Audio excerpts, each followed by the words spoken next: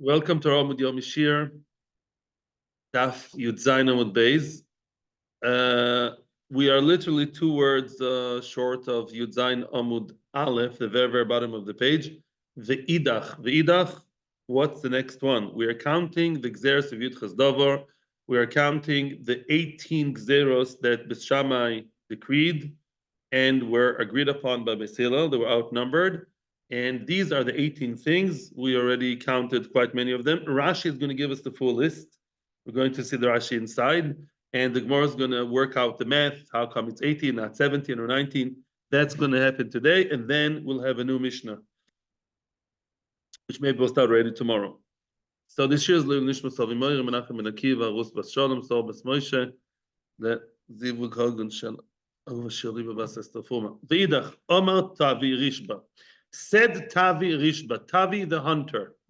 Tavi the hunter, yeah, he said, Omar Shmuel, on behalf of Shmuel, Af Gidule Truma, Truma Bobayom Gozel, which means they made a Gezera that if somebody planted in the ground, if somebody sowed in the ground, Gidulim of Truma, let's say you have something like Tvua or Kitnios, legumes, or you have, the grains of wheat, grains of barley, rye, etc., right? All these things, and you plant them in the ground. What's going to happen to that physically? It rots, it decays, right? And then a whole new bunch of wheat is going to grow, right? That's what happens in nature.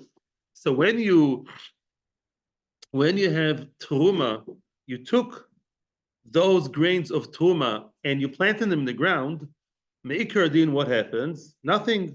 The truma itself somehow disappeared, right, into the ground, and the new wheat, that's not truma, right? It's not like a baby pig is a pig. Me'ikar din midoraisa, the new wheat and barley that grow, they're not truma. What's truma? I had 100 grains of truma. 2 of them I took the truma, I gave it to the Kohen. Now the Kohen is allowed to eat it. Nobody else is allowed to eat it, etc. All very nice. Yeah. Came Rabbanon and said, Gidule truma, truma. If you sow truma in the ground, whatever grows from that truma will also be truma. Wow. You can have an entire field. Yeah, if let's say however much you grew, all the chitim that grow from that, whatever from that grain, all that wheat will also be truma. That's one of the Yud Chazdavar. The question obviously is, my timer, empty. My timer, fragmenting more why? Why would Chachamim say such a thing? Why would Chachamim decree to do such a thing? Amar B'chanina, Gezera mishum truma tehoira beyad Yisrael, which means a person who's Yisrael, a regular Jew, he is the first station in the life of the truma. I have truma, you have truma, we take truma, we meirim the truma. In English, you call it to separate truma. It's not really right to separate. You lift the truma, you make it holier, yeah?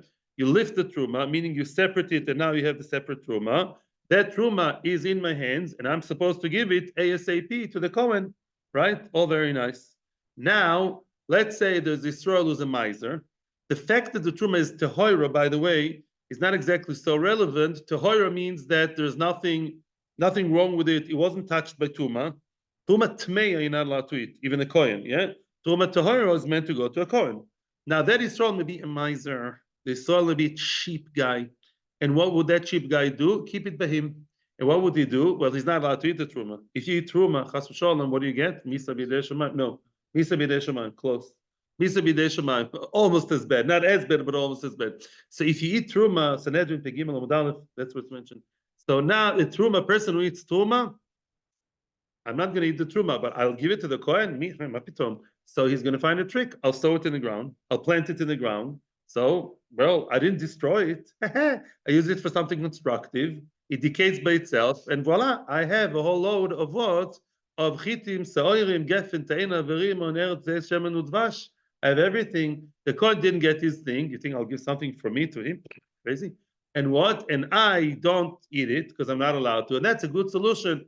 Came Chachamim and said, no, mister, no. That's not how we would like it to be. Say Beis Shammai and Beis Hillel. If you do such a thing, what's going to be? Your entire field of Truma will be truma. So you didn't gain anything. You lost even more. You have more truma by you. Okay, that's Gezera. Amar Rava rejects that reason. Amar Rava, no, I don't buy that reason. Says Rava, why? In other words, if the guy is such a miser, he wouldn't be mafresh truma at all. Meaning, not that he shouldn't be mafresh anything. Even a maratzim, for sure, the separate truma. Because if you eat the entire kri, all the wheat or whatever, without taking truma, that's misa b'dei shamayim. Everyone would take truma. The maratzim didn't take other misers. Everyone takes truma, but you can take truma and also be a good miser. Can be a good Jew and a good miser at the same time. How? Skip the parentheses. Shmuel said that me'ikar adin, if you have a whole kri, you own osem. You have millions of in the same kri. When I say kri, I mean the same heap, the same pile. Yeah, Takanah and Ahara, you had good produce. You have many whatever grains. Yeah, kernels. Me'ikar din, you can take one. The biggest miser in the world doesn't care about one kri, one thing out of the kri you take. You give it to the kohen with sour face, and all the rest is kosher to eat. So it doesn't make sense, right? That's the reason. Yeah, because of miserness. Veloika ovid, if the person did not do that, in other words, the person who just wants to be okay with Hashem and separate truma, and also he cares a lot about his own thing, is possessive, he can take one grain, and then he's okay. Midorabonon, yeah, you may be, aware of the fact that really truma is 140, 150, 160. That's midorabonon. That's midorabonon, yeah. But the ikar adin midoraisa, according to Shmuel, one chita poiter the entire kri. So now that guy didn't do that. He separated truma properly, 40, 50, 60. He separated normal amount. It's not such a miser. If so, he muni mehemni. In other words, we believe that person that he's okay. It's not because of miserliness. It's not because it's being cheap. Because if the person is cheap, he will take one chita, right? We're talking here about a person. We don't know what kind of person. From some odd reason, he did take enough truma. He will not eat it. He's Israel. He won't eat it. 40% late, not 40%. I mean, 1 out of 40 or 1 out of 50. Yeah, he takes that and he separates it. And instead of giving it to the kohen, yeah, he's sowing it in the ground. Why? Well, what's the problem with that? Why would he do that? Or why should we make a Gezera that everything becomes Tuma? Ela. Therefore, we have an entirely different Gezera. Nothing to do with Israel. Israelim are not choshud. If they're misers, they give one truma. If they're not misers, then why should they put it in the ground? What interest do they have to do that? Ela Gezera mishum truma tmeya beyad kohen. An absolutely different part of the life of the chita. That chita, that truma, doesn't have to be chitim, yeah? That truma is no longer by the hands of Israel. It was transferred to the hands of the kohen, as it should. And you know what happened? Shucks. That truma was touched by a dead lizard, touched by, or together in the same room with a dead guy, touched by somebody who touched the dead, and then this truma is tmeya. That kohen has truma tmeya in his hands, and there's nothing for him to do, because now, right, the kohen would say, what am I supposed to do this truma tmeya? I want to eat it, I want to benefit from it, it's my right, it's my food, because it's tameh, I can't eat it. Yeah, it's also misa b'dei shamayim. So what would I do? The kohen says, let me sow it in the ground, and it's mine, I'm allowed to. Let me plant it in the ground, and it's going to like decay and die and lose the tumah at the same time, just gone. And instead I'll have an entire golden field of golden wheat swaying in the wind. All will be wonderful, and I'll have new chitim. And I'm not doing anything wrong intrinsically, because any of this tumah is tmeya. Instead of tmeya and putting it on the shelf to rot or burn it, it's another question. Yeah, let me at least use it constructively. Let it rot under the ground, and then I'll have new stuff. So really, why did Chachamim say that that's not right, and they're punishing him by having everything truma? Soon we'll see why it's a punishment for a kohen. Wait a minute. That's Rashi and Tosfos. But first of all, what's wrong with that? Why is it anything wrong to do? There are two questions. A, what's wrong? B, why is that a punishment for him? Let's start with what's wrong for the kohen. He's a kohen. He's allowed to do whatever he wants. He's not eating it because it's dumb. What do you want to do with it? Dance or a hoopah? He's going to plant it in the ground and good. Gezera dilma mashi legabe v'osi lidei takolo. Ay. As Tosfos says, when you want to sow the wheat or the barley, that can take a long time. Imagine yourself, you got now, Erev Pesach, you got what? You're a Kohen, and you got some chitim, seoirim, shiboiles, shual, you got. Now you say, oh, I got Tomish. Why did you get Tomish? Well, I got Tomish. So now you're going to plant it in the ground. Now is not the season to plant. You're going to have to wait until Cheshvan. That's about more than half a year from now. And where will you store it? Well, you store it somewhere. You know what's going to happen when you store it somewhere in your house? Your wife, or you're 3 years old, or you're 17 years old, are going to come and eat it by mistake. And then it'll be chayv, cool.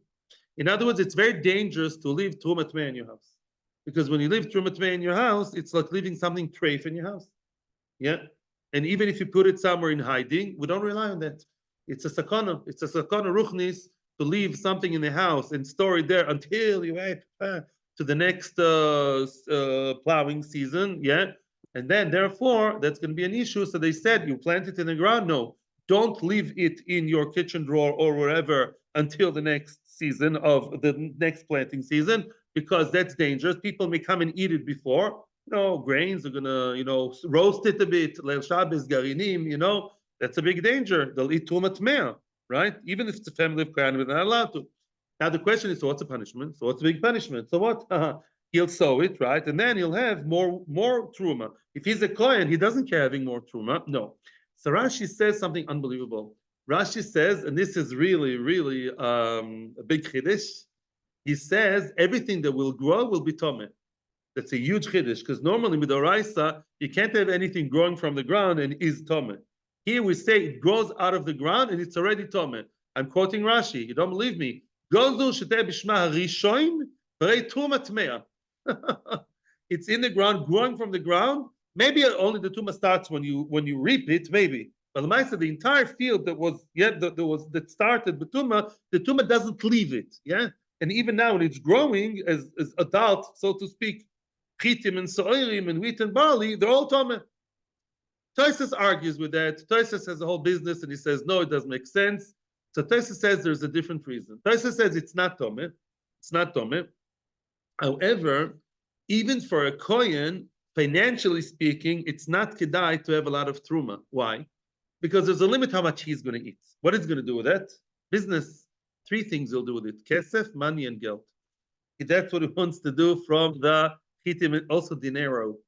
That's what he wants to do from the chitim. Now, which has a wider market, truma or regular food? Regular. Truma is only for koyanim. Everybody knows, right? What's the market all about? Demand, right? Supply and demand. There's very small demand for truma, right? And there's much more demand for regular etzel bikush.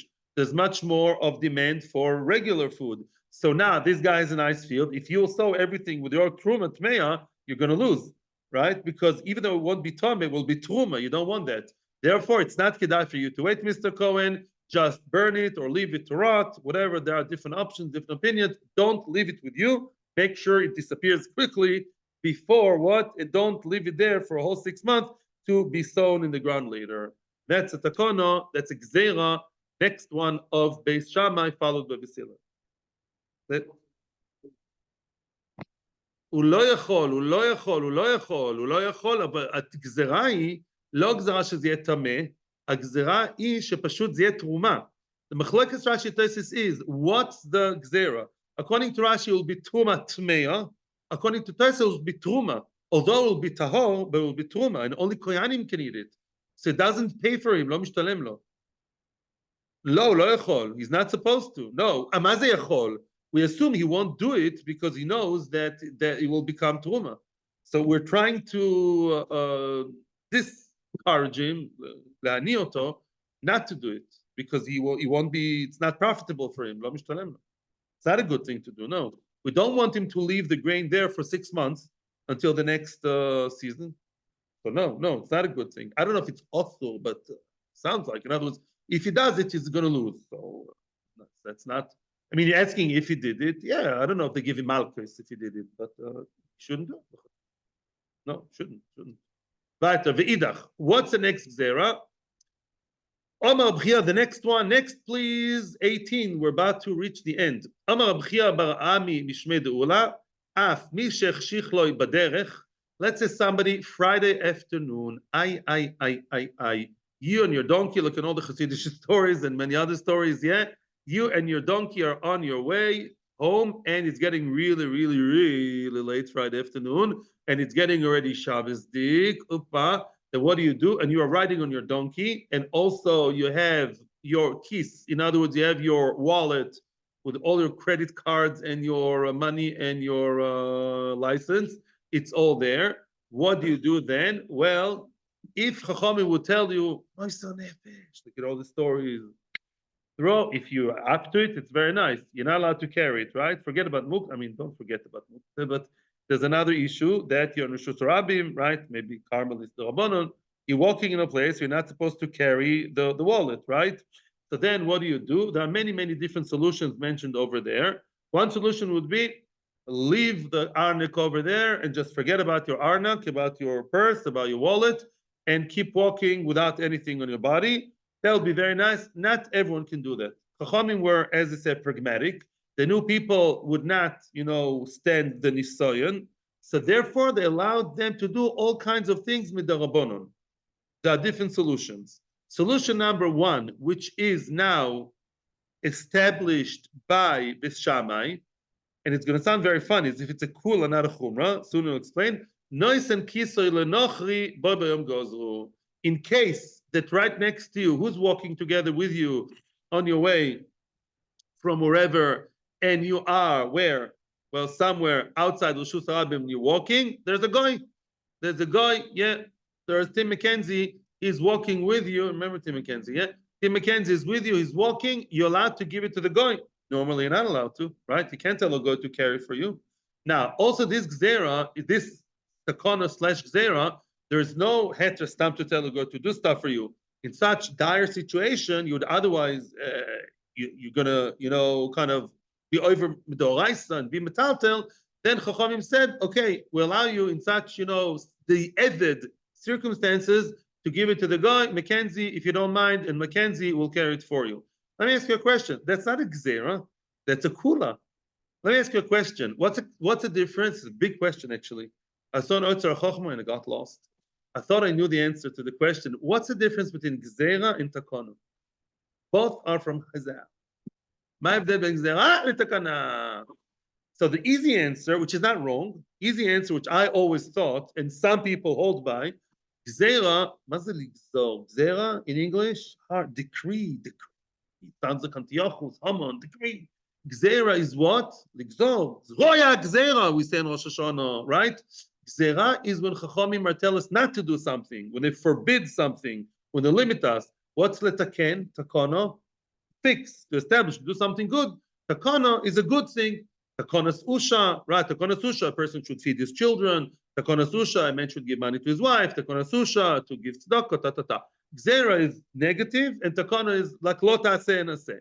So now, what's a Gezera over here? It's a kula. They allow you to give it to the guy. Look at Rashi. Rashi thinks of everything. Zokt Rashi, v'lo yitel telenu pachos midal damois. That's pshat. If you have the guy next to you, you mechuyev to give, and you're not going to throw your wallet. Yeah, you're not such a Hasidic Rebbe. And then what? What should you do? Give it to the goy, and you're not allowed to carry it yourself less than daled amas. Remember what we said previously? What's the isser in Rishus Rabim? You can't carry from this point daled amas to the next one, right? You can't carry that full daled amas. What about 3 amas or 3.5 amos? That's only midorabanan, right? If I carry whatever that is, a wallet or anything, I carry in Rishus Rabim 3.9 amos. Midoraisa, that's allowed. It's not daladamis. Only daladamis is like a reshus. 3.5, 3.9 is okay. So you know how I can carry my wallet? No problem. Why should I bother the guy? I feel low naive from the guy, I don't know. What should I do? I could have done something much simpler. I would have taken the wallet. Look, less than daladamis. Stop. Akira and Anacha. Remember Akira and Anacha? Another Akira less than daladamis. Another one less than daladamis, and so on and so forth. Right? Finished. And you know what, guys? that can be a solution if there's no goy. However, if there is a goy in the area, out of the two solutions, they forbade you to do the less than three, and stop every time after less than four, sorry, start. You're not allowed to do that. You should really give it to the goy. Why? Because you can go crazy. You stop every less than $1. At some point, you'll say, Yalla, I don't know koich for this anymore. So the emissaries, halacha says there's a whole hierarchy over there. There's a cotton, there's a shoita, behema. That's in the last parak of the Masechta. That's a connection with the first parak and last parak. But out of the two solutions we have now, again, the best solution is to give it to a goy. You're mechuyev to give it to a goy. If there's no goy in the area, what you do, then no goy, no cotton, no shoita, no behema. If there are no other solutions, then and only then you're allowed to do the pachas medaladamis. Yeah. I heard once they did that. It was a yeshiva. They were stuck in Switzerland without something important. So it was a Carmelist. The Rosh Yeshiva told them they're allowed to move from one person to the other less than $1. It was a very necessary thing. So I'm saying it's not halacha shir, but these things do exist in reality. That's what I'm saying. Weiter. Weiter. Ve'idach. Omar Bali. Bali is the name of a chacham. Yeah, Bali says the Amor Bali. Omar Avimi Sinvaso. Avimi from Sinvaso said, Pitan v'shamnon. Now we're talking about goyishe foods. Pitan, the bread of goyim, v'shamnon, the oil of goyim, v'yenon, the wine of goyim, ubnoisein, the girls, the daughters of goyim, kulan miyutches doverhen. Okay, to count all these, that's another question if they're separate Gezera, each one or all one. But basically, what are we saying now? That something very interesting. They did not allow you, it's going to build up. The sukkah is going to build up, so don't be shocked, yeah? But they don't allow you to use the bread of goyim, don't use the oil of goyim, don't use or drink the wine of goyim. Now, what about goyish girls? Not to marry a goyish girl is the rabbanon. Well, the yichud of a goyite is only with the rabbanon. Yichud, to close itself in the room, in the oraisa is only with the Jewish married woman. Yeah? But here, they made the Gezera over here, about not having yichud, yeah, to close yourself in a room with a non-Jewish girl, with Mackenzie's daughter, that is only from the Yud Chesdovo. Okay, so the Gemara will discuss exactly what's the relation between those Gezeras, but now we're going to go to the final countdown. Now the Gemara is going to ask the final question. The question is as follows. Let's see how many Gezeras we have. Hanicha le Rabbi Meir. According to Rabbi Meir, we came up with 18 things, and soon we'll see how. Yeah, there are 18 things. Elal Rabbi Yossi Shivsari Havian. Remember Rabbi Yossi? Rabbi Yossi is always one behind everybody else. You know why? Because in the Gezera of leaving the bucket under the pipe, yeah, Rabbi Yossi said no, it's still a machloikis. No, there was no agreement there, right? There's no Gezera there. No, there was no. It's not one of the 18 things. So Rabbi Yossi is still one short, and therefore we're still missing one Gezera. Let's see Rashi. Finally, we're going to get, that's what you wanted, I think. Rashi, Hanichal Rabbi Meir. Look at Rashi, Hanichal Rabbi Meir. The manu lehu lehad de meniach kelim tachat tzino. Rabbi Meir counted the one with the kelim, with the vessels in order. Remember? Yeah, if it's called she'uvim, not she'uvim, l'rotza, remember the clouds were cloudy, then clear, then cloudy again. Havelo yudches, according to Rabbi Meir, Mazel Tov, we have yudches dover. Test the pasli truma. There are 9 the paisel truma. No, give me who's paisel the truma, for example. Yadayim, showing you. 9 Yadayim, Sefer Torah, Ochel Rishon, Ochel Sheni, the one who's having the shower, the one who's having the bath. That's 9. Next one, ve'en koirin, ve'en poilin hachadsar. That was in the previous Mishnah. According to Rashi, we do count the previous Mishnah. Interesting. Not to read, but the candlelight on Shabbos. Maybe you'll come to tilt it. That's one of the Yitches Dover. One more is in poiling, not allowed to delouse your kli, take out the lice, the kinim, because you may kill them. That's 11. 9 from the Tuma, 2 more, that's 11. Pashalu Zain, there are 7 more. 11 plus 7. Which one are the last 7 ones?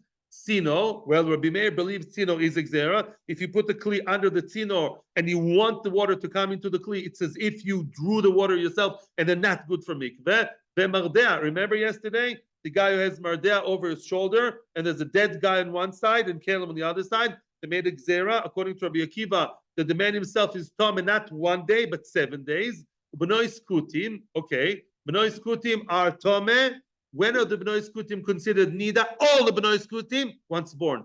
In the baby, in the hospital. Yeah, in the tinokia, in the baby room in hospital, the kuti babies, the girls already all called nidos because they wouldn't keep nida, but the little girls as they should have. Next one, it's a good summary. Baruch Hashem. Boitzer, you cut the cluster of grapes and some juice falls all over and trickles all over the grapes. Shammai said it's considered as hechsher. It's considered that you want that to be machshir to prepare it for tuma because now you do it and you don't care about the liquids. Tomorrow you will care about the liquid and that will be considered as hechsher. We're getting to today's shield. Gidule truma, you plant the seeds of truma, you're going to have a whole field of truma. Doesn't pay. And if you are really stuck, Erev Shabbos, Leil Shabbos, it's candlelighting time, give your kisoy, give your wallet to Mr. Goy, upitan v'shamnan chada. Oh, and the Gezera of not eating the bread and not using the oil of goyim is one Gezera. Mazel tov, you have 18 Gezeras. Now, please don't faint, but Lemaisa, as we know, you're allowed to use goysha oil. And goysha bread is lechatchila not, but if there's no choice, you're allowed to, right? The reason is, you know, I told you already once. It says in Maseches of the Zohar, Daf Lamed Vav Amud Aleph, Gezera she'en tzibur yochel lamod bo. A Gezera that's too strict and people didn't take it, that Gezera doesn't hold, doesn't catch. And the oil was too much for people; they couldn't take it. And that's why the oil, Chachamim allowed them. They gave up on the Gezera. But wine, they kept. Or wine is much worse. In any event, the question is, according to Rabbi Yossi, you only have 17. Rabbi Yossi has the entire list minus one of the kelim under the gutter. So, Rabbi Yossi, according to you, how come we have 18 things? Yeah, where is the variable, the ne'elam 18? Says the Gemara, now we're going to get the whole picture of the numbers, and we're also going to get in order business with the Goysha food and Goysha girls. The Amar Abacha Bar Ada Amar B'Yitzchak. Gozru, the original Gezera was one chain of Gezeras, which are really 3/4, as we'll see, but they're really all one, because they're all decreed in one day in order to achieve one goal. Gozru al pitan mishum shamnan, they made the Gezera, don't use Goysha bread. If you use Goysha bread, you may, Chalila, use Goysha oil. So what's wrong with use Goysha oil? It's nice, it's kosher. Val shamnan mishum yeinan, right? And the oil because of wine. Yeah, oil, if you use the oil, you'll use the wine. Preg the Gemara, wait a second. Al pitan mishum shamnan? What do you mean? There are guys that don't use the bread. If you use bread, you're going to come to use the oil. My ulme de shemen mipas. Why is shemen worse than bread? I can understand generally don't use the produce. It's all things that make you their friend, you know, shemen, pat. But why is shemen less than pat, right? They're all the same. Which means Ella. So now we're gonna get there. Soon I'm gonna talk to you about Tosfos. Ella gozru al pitan v'shamnan mishum yeinon. Oh, that's one stop in the journey. Don't use the bread or oil, same level. If you go to the supermarket or you go to Mackenzie's store and you buy his shemen and bread, you may come to buy his wine. And that's one level worse. Why is wine worse than shemen or pat? Why is wine worse? Because wine, well, we say, if you drink their wine, you may come to marry their girls. Okay? So you may come to do yichud with a girl. You drink wine with a guy and his daughter, you may come to do yichud with her. Wait a second. So why is bread and shemen not because of the chashash of the girl? Says Taisus, no. Yain, as we all know, has an additional chashash besides pat v'shemen. Oh, beautiful. Yain, it's very customary by Goyim, was, I believe still is, maybe by Christians to do that. Catholics, it's a Catholic, I think, in the church to do something with wine. Yeah, I think so. So because Yain says Taisus, it's even worse. They're menasachit in honor of the Avodah Zarah, even not in the presence of the Avodah Zarah, even in their own home. So you never know. Yeah, Mackenzie will tell you, no, this one has never been to church. It's in my house. You never know. They're so accustomed to use the wine for libation in their own kitchen. They daven, they pray to the God and menasech yain. It's very hard to control. So because yain has double trouble, yain can get you very good moody, right, with a goyish girl. Plus, there's an isha of a Zorah.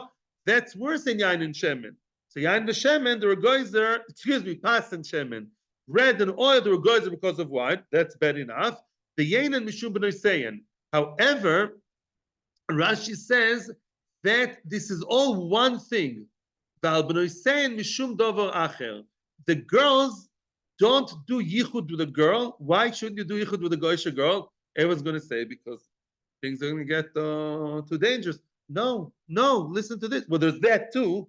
There's also chashash of what? Says the Tosfos Rosh, for the first time in my life, I must admit, I never saw the Tosfos Rosh. What will she tell you? Mamash like Midian. The Jew will be all excited about her, yichud. Then she'll tell him, okay, I have a cross here. Please bow down to the cross and they'll do whatever you want. She's a very frum Christian. By then, with the Mormons, it can drive you crazy up the wall, right? I once said in the plane, there was a woman, she was driving you crazy, the whole plane, that should become Mormon, yeah? Like, I moved to a different seat at the end, yeah? I'm saying, yeah, the zach is, the chashash at the end of the days of the Gezera, and listen to this, all these are one Gezera. The whole Gezera, oil, bread, which at the end of the day they dropped, because of wine, that's one stop, that's bad enough, wine because of Avodah because of Yichud because of Avodah that's all one Gezera. That's all one Gezera. Dal Dover Acher, Mishum Dover Acher. And there's another thing that we're going there, which we're not mentioning, because of Dover Acher. My Dover Acher. What's the other Gezera? One Gezera is Goisha food, Goisha wine, because of Goisha Yichud with a girl, because of Avodah. Let's accept it's all one continuous chain of Gezeras. Fine. And there's the other one, another Gezera, we're not saying what it is. Preg the Gemara, my dover acher, Omar Nachman Baritzchak, and that's the last one. Gozu al tina knochri shemitame beziva. A knochri, once even very young, is considered as a zav, says Rashi, va'afilo einoi zav. Let me explain something. Me'ikar adin midoraisa, goyim don't have any tumor of nida or zav or zava. It doesn't exist by goyim. Of course, they have their monthly period, but it does make a difference. You're not allowed to touch a goite whether she's nida or not. It does make a difference. Yeah, not for her, not for her husband also, even if he's a noachide. I'm saying, no, seriously, there's no such thing. But Chachami made, according to Chlokes Rishonim, according to some Rishonim, they made a Gezera that if the goy is a zav, yeah, treat him as such and stay away from him, right? I don't know if he has a mikveh. Now, Rashi says, any goy, even as the Gemara says, a very young age, a tinok, a baby, a young boy who is a goy, already from age, I don't know, 3 or I'm not sure 9, I'm not sure what age exactly, but at some point that baby is already a zav, even if he didn't see any ziva. It's not like one sees a zav, we treat him as such, which is also a chiddush, but any goy is treated as a zav. Why not? Why should we look at goyim as zavim? And by the way, that explains to us also. Everybody knows, every child tells you the story of Chanukah. What's the story of Chanukah? The base of English became Tomeh, right? Mora Shoshi told me that what? The Goyim, how do Goyim make the oil Tomeh exactly? Goyim if no Tumah. Tumah doesn't apply to them, so what? They could kill Chashon, so what? That's it. Says Tosfos later on in Sugi of Chanukah, or the Maharsha, the Achronim say, that's a Tumah, because we're Zavim. Elamai, there's a question that this was before that Gezera. There's a discussion there. But the idea was that the Greek were all like Zavim. So a Zav, who even moves with his sword, the Shemen becomes Tomeh. That's the source of the Tumah. Yeah? Not because they killed the Jews or whatever. Yeah? Now, why did they say that the Goyim are like Zavim? Shelo yeh tinok Yisrael rogel etzlo b'mishkav zachur. Wow. In other words, if the next door neighbor, let's say is a goy, and his kid wants to be over friendly with your kid, you know, he has a rainbow thing, yeah, and what, and then what happens? Mishkav zachur, chatz v'shalom, you'll tempt him, you'll start with him, you'll abuse him. But if you say that the goy is a zav, what did they tell at the beginning of the sugya? The mentality of people in time of the Mishnah was, Tuma is like, stay away from it, right? Tuma is like, something out of touch, yeah, like a rabbanut, you know, like you don't touch it, yeah. So that's why they made the Gezera, treat the goyim like tmeim. If you tell your boy, you tell him, you see the goy next neighbor, a very nice guy, but he says, I'm not touching him, right? Mela, there's no shaykhis, and there's not going to be any sexual abuse or any mishkav zachor, all will be well. That's the final Gezera. Yes, if you shake the end of the goy, then you have to go through a whole tahara process. Okay, how did they do business? I don't know. Good question. Now, ihochi, now comes, there are too many Gezeras. What did we ask at the beginning? That what? According to Rabbi Yossi, there are only 17. But now we have, according to Rabbi Meir, now we have two more, right? Ihachi Rabbi Meir, now mitishleri havian. According to Rabbi Meir, now we have already 19. Why? Because instead of adding one more, we have two more, right? We added one more Gezera. Sorry, we added one more Gezera because we had Pitan and Shamnan, we already counted. Sorry. Pitan and Shamnan, we counted the original list. What's the new Gezera that we added for Rabbi Yossi? One Gezera, the Goyim are like Zavi because of Mishkav Zohar, okay? So according to Rabbi Yossi, life is beautiful. Why? Originally had 17 because he omitted the Kalim under the gutter. Now we added one more, which is the baby Mishkav Zohar business. The guy is a Zav. The guy is a Zav. But now, oh, very nice. But according to Rabbi Meir, he had 18 before. My math is really bad, but I know 18 plus 1 is 19. Rabbi Meir had 18 because he did have the water under the gutter. So he had 18 plus the baby plus the Zav Mishkav, the Zav Goy. Answers the Gemara, no. Oichlin the Kalim Shinit B'Mashkin Kechad Choshiv Lehu. Oh, in other words, there are two Gezeras which Rabbi Yossi separates and views them as two Gezeras, while Rabbi Meir unites them and merges them and views them as one Gezera. Let's recap. Oichlin v'kelim shenitmo b'mashkin. There were two Gezeras about mashke. Remember, food that became tomeh through mashke jumps to be right. Rishon, the mashkim are like rishon, even though they're not. They're supposed to be sheni. The mashkim kilo are rishon, and they're metame the food, making it sheni. And also, kelim midoraisa kelim do not receive tuma from mashkim at all. Here they are receiving mashkim tuma from mashkim Gezera because of the spittle of the zav. But lamaisa, because both Gezeras are not exactly the same, but both Gezeras are to do with mashkim, so Rabbi Meir merges them into one. At the end of the day, everyone has 18, right? Rabbi Meir has 17 Gezeras because he merged the two Gezeras of Oichlim and Kelim into one. And what's number 18? The one of the Zav, a Goy being a Zav. According to Rabbi Yossi, we had 17. Why? Because according to Rabbi Yossi, he omitted the one of the Kelim Tachasa Tzinor. He doesn't believe that's a Gezera. So what's 18? Also the baby that the Goy is like a Zav. So we have 18. And the whole list is in Rashi, plus the last one. Done. Now I can get the t-shirt. I did Yud Chesdover. I did it. Yeah, you did the journey, the marathon. Tomorrow we'll start the Mishnah Mitzvah Hashem. Tomorrow you're not going to be here, okay? Chaval, I'll send you the recording. And tomorrow 10 to 9, yeah? By your advice, yeah, 10 to 9, Bezos Hashem. We have an easy fast. The Sheikh should come quickly before I need my coffee. And then Bezos Hashem, all will be well. Yeshuas v'nechomas for everybody. All of Klal Yisrael should get out of all these tzaras. Thank you. Tzvi, so nice of you to say thank you. Atzlacha bracha, thank you. Mazel tov and thank you.